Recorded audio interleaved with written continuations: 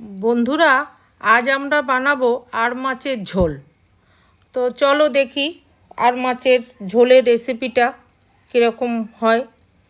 আমি 500 গ্রাম আর মাছ কিনে নিয়ে এসেছিলাম এবং সেই মাছটা ভালো করে ধুয়ে সামান্য নুন, হলুদ এবং গরম তেল একটু ওর সাথে দিয়ে মাছটাকে আমি মেখে রেখে দিয়েছিলাম।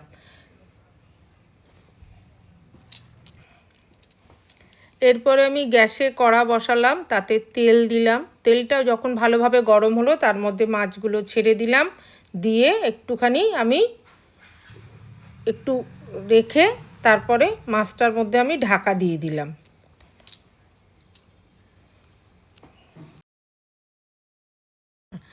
আর মাছের ঝাল সবাই খায়, কষা কষা করে রান্না করে, কিন্তু আর মাছ আলু দিয়ে একটা যে ঝোল হয় সুন্দর একটা টেস্টি, সেটাই আমি আজকে বানাবো। আপনারা এটা বাড়িতে বানিয়ে খেয়ে দেখবেন, খুবই সুস্বাদু হয় এটা খেতে। মাছটা আমার ভাজা হয়ে গেছে, এবার আমি মাছটাকে আস্তে আস্তে করে তুলে নেব।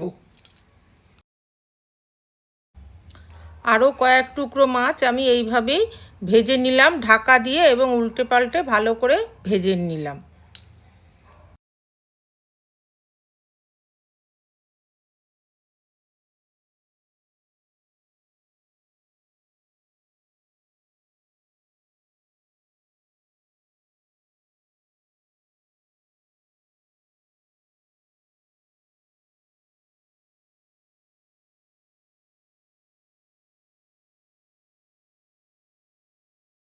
মাছগুলো আমার ভাজা হয়ে গেছে, এবার আমি আস্তে আস্তে মাছগুলো অন্য একটা পাত্রে তুলে নিচ্ছি। এই মাছগুলো তোলা হয়ে গেলে তারপর আমি একটা আলু কেটে রেখেছিলাম, অল্প করেই দিয়েছি আলু, সেটার মধ্যে অল্প নুন এবং অল্প হলুদ ভালো করে মাখিয়ে এই রেখে দিয়েছিলাম। সেটাকে আমি এই তেলের মধ্যে ভাজবো।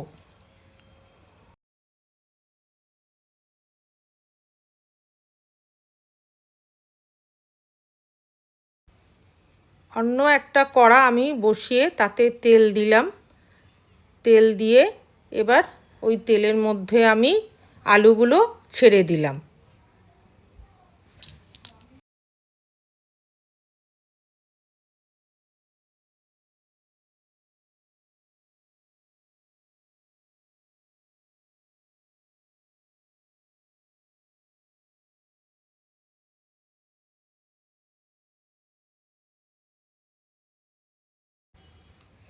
এবার আলুগুলোকে আমাকে একটু উল্টে পাল্টে একটু ব্রাউন কালার করে নিতে হবে। তারপরে এইগুলোকে আমাকে এটাও একটা আলাদা পাত্রে তুলে নিতে হবে।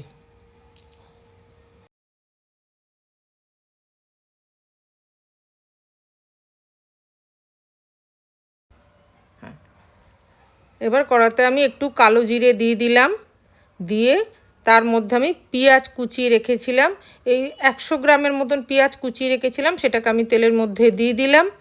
দিয়ে ওতে নাড়াচাড়া করলাম কিছুক্ষণ করে, ওতে আমি একটু নুন দিয়ে দিলাম যাতে পেঁয়াজটা খুব তাড়াতাড়ি নরম হয়ে ভাজা হয়ে যায়।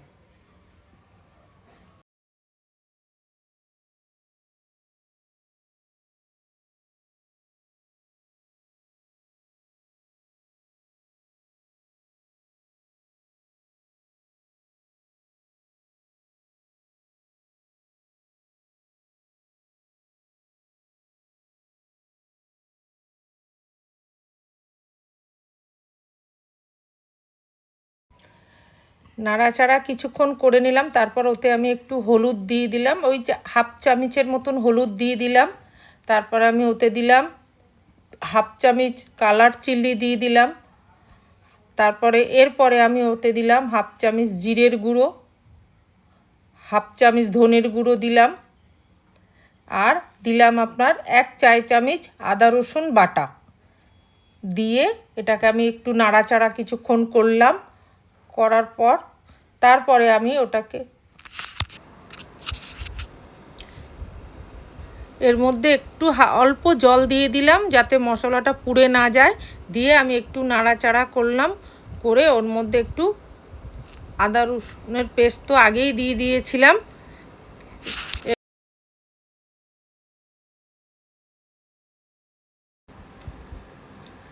একটা টমেটো আমি ধরুন 100 গ্রামের মতন একটা টমেটো নিয়েছিলাম, সেটাকে পেস্ট করে রেখেছিলাম, সেটাকেও আমি এর মধ্যে দিয়ে দিলাম। দিয়ে এটা অনেকক্ষণ ধরে নাড়াচাড়া করলাম ধিমা গ্যাসে, যতক্ষণ না এটা থেকে তেল বেরিয়ে আসলো কষালাম অনেকক্ষণ ধরে।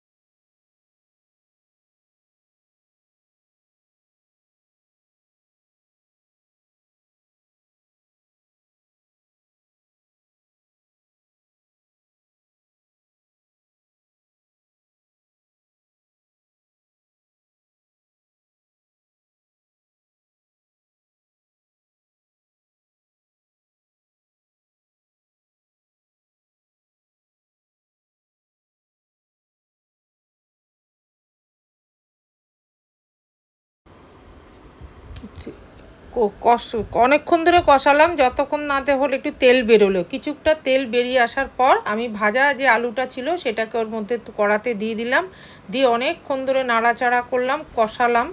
এবং তারপরে বেশ কিছুক্ষণ পর আমি একটু গরম মশলা ওতে দিয়ে দিলাম, দিয়ে ওটাকে অনেকক্ষণ ধরে নাড়াচাড়া করে কষিয়ে একটু ধিমা আঁচে ওটাকে রেখে দিলাম। আমার ভালো করে কষানো হয়ে গেছে এবং আমি 2টো কাঁচা লঙ্কা ফাটিয়ে ওতে দিয়ে দিলাম।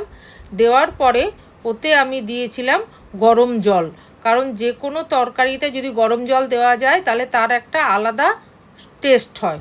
সেই জন্য আমি এই মাছের ঝোলে ঠান্ডা জল না দিয়ে গরম জলটা দিলাম।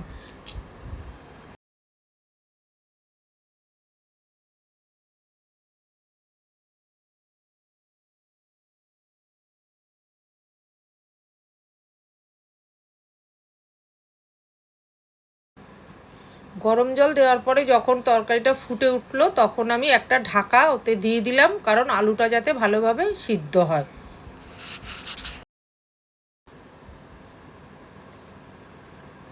ঢাকাটা খুলে আমি একটু নাড়াচাড়া করলাম, দেখলাম যে আলুগুলো সিদ্ধ হয়েছে নাকি। তারপরে আমি ওতে ভাজা মাছগুলো আস্তে আস্তে ওতে দিয়ে দিলাম।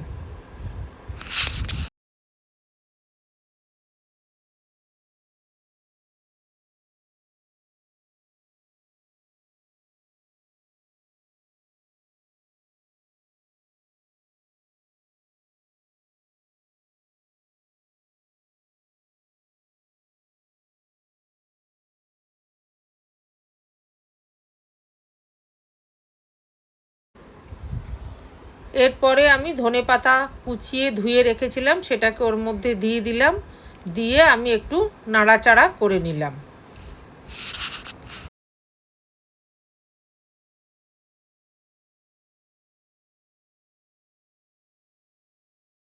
এখন আমার আর মাছের ঝোল রেডি হয়ে গেছে। আমার রেসিপি কেমন লাগলো? ভালো লাগলে লাইক, কমেন্ট, শেয়ার অবশ্যই